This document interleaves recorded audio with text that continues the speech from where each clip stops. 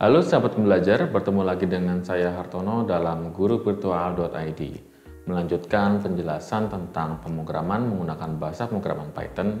Pada video kali ini kita akan belajar ke tahap selanjutnya, yaitu tentang dasar-dasar pemrograman Python. Tepatnya kita akan belajar sintaks dari bahasa pemrograman Python. Mari kita saksikan video berikut ini secara seksama. Pada video kali ini kita akan belajar tentang dasar-dasar sintaks dari Python. Pada video sebelumnya kita sudah pernah membahas terkait dengan komentar, tetapi baru single line comment atau komentar satu baris. Pada video kali ini kita akan masuk ke penjelasan terkait dengan multi line comment dan sedikit mengulas tentang single line comment. Ini adalah komentar satu baris menggunakan Python ya. Jadi caranya itu kita bisa menggunakan tanda pagar di awal, dan setiap data atau sesuatu yang kita ketikkan setelah tanda pagar ini tidak akan dieksekusi oleh Python. Dan komentar ini saya ingatkan lagi untuk memberikan pengingat atau petunjuk kepada kita kira-kira kode tersebut lagi ngapain, itu ya.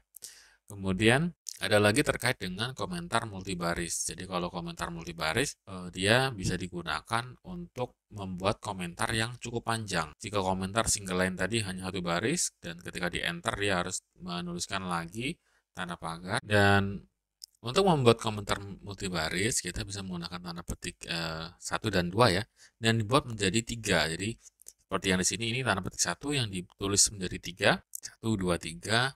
Di bawahnya juga 1, 2, 3. Jadi untuk membuat komentar multibaris seperti ini. Dan di bawahnya ini adalah contoh dari penerapan komentar multibaris ya. Ini saya coba barusan running. Jadi di sini ada penjelasan bahwa fungsi ini menghitung jumlah dari 2 angka. Kemudian ada informasi lagi bahwa inputnya ini parameter X atau argumen X dan Y adalah integer atau angka, bilangan bulat. Kemudian outputnya adalah hasil penjumlahan X tambah Y yang tipe datanya adalah integer.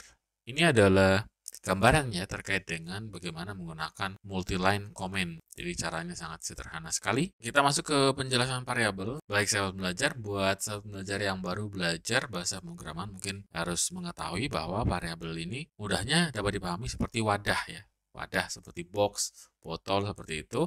Wadah apa? Untuk menyimpan sebuah data. Kita langsung ke penjelasan codingnya. Misalnya di sini ada variabel angka yang nilainya atau isinya adalah 10 yang tipe datanya adalah integer. Yang kedua ada variabel teks yang isi datanya adalah halo dunia yang tipe datanya adalah string. Nanti kita bahas sendiri.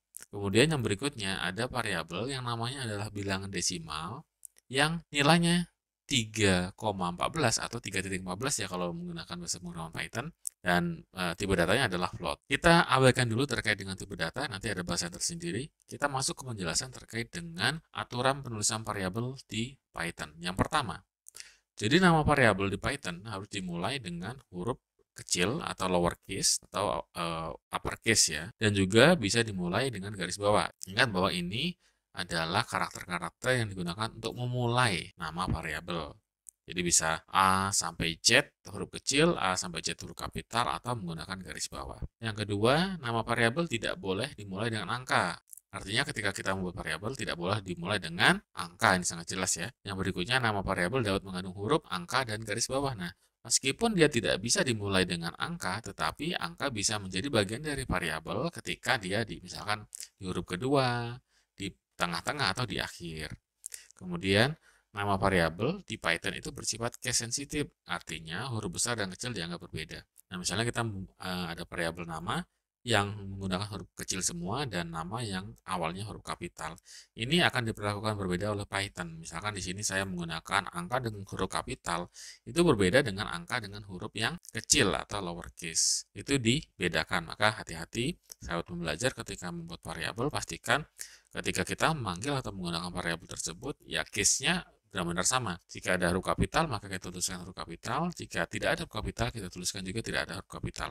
Harus sama persis. Kemudian, tidak ada batasan panjang pasti untuk nama variabel. Ya, betul. Jadi, terkait dengan panjang dari variabel sebenarnya tidak ada. Namun, ketika kita membuat sebuah variabel atau menamakan sebuah variabel, ya sebaiknya selama variabel tersebut itu sudah deskriptif, kita paham, kira-kira variabel itu untuk digunakan untuk apa, ya itu sudah cukup. Bahkan sebaiknya ya tidak terlalu panjang, artinya singkat-singkat saja selama informatif.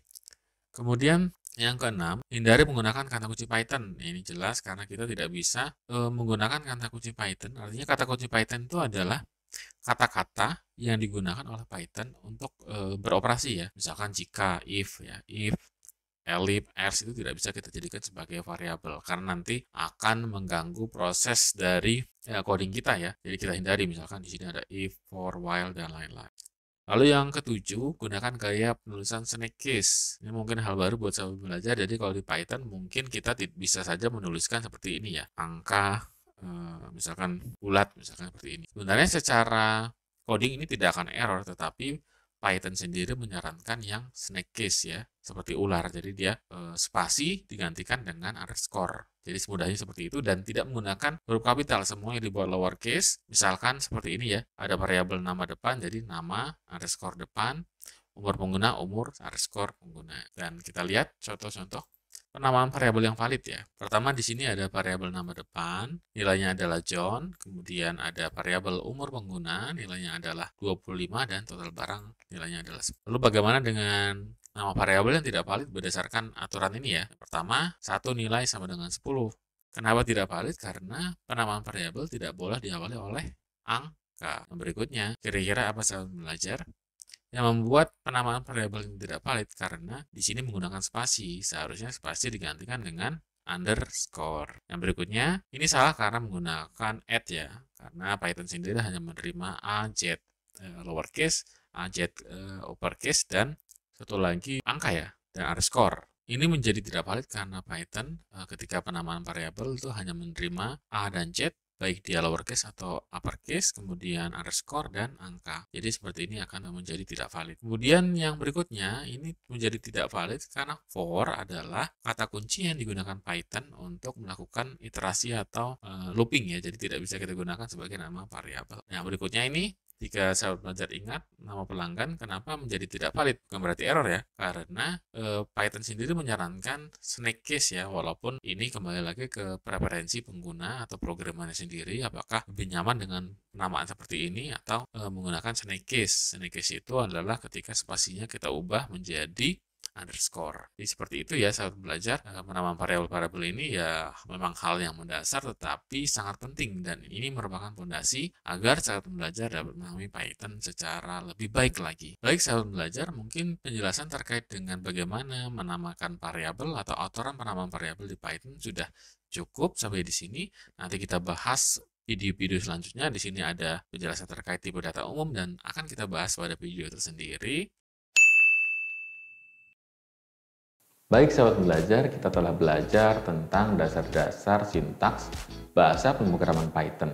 Apabila sahabat belajar memiliki kendala, sahabat belajar dapat kembali mengulang lagi video ini dan mencoba tiap kode yang saya sampaikan. Saya Hartono mengucapkan terima kasih atas perhatian Anda semua. Salam semangat dari kami, guruvirtual.id.